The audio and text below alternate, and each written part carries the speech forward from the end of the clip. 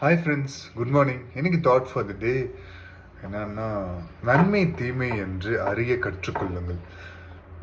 என்னன்னா, ஒரு காரியம், ஒரு பிஸ்னஸோ இல்லை ஏதோ ஒரு காரியம் நீங்கள் செய்கிறீங்க. அது செய்யறதுக்கு முன்னாடி நல்லா 4-5 வாட்டி உங்களுக்குள்ளேயே அதை பற்றி ஆராய பாருங்க. அதனால என்ன நன்மை, அதனால என்ன தீமை ஆராய பாருங்க. முடிஞ்சா நீங்க யாரையாவது ரொம்ப நம்புறீங்கன்னா அவங்கள்ட்ட சஜஷன் கேளுங்க.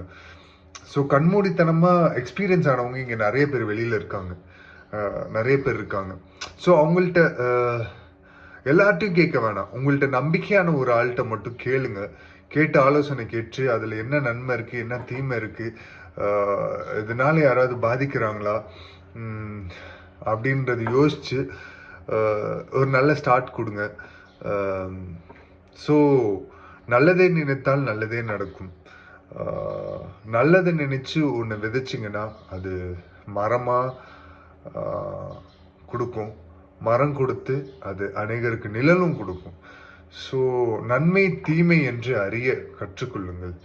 எந்த ஒரு காரியமாக இருந்தாலும் அதில் நன்மை தீமை, நன்மை இருக்கா தீமை இருக்கா அப்படின்னு சொல்லி அதை ஆராய்ந்து அதன்படி கொஞ்சம் உங்களுக்குள்ள ஆலோசனை செஞ்சு மூவ் ஆன்.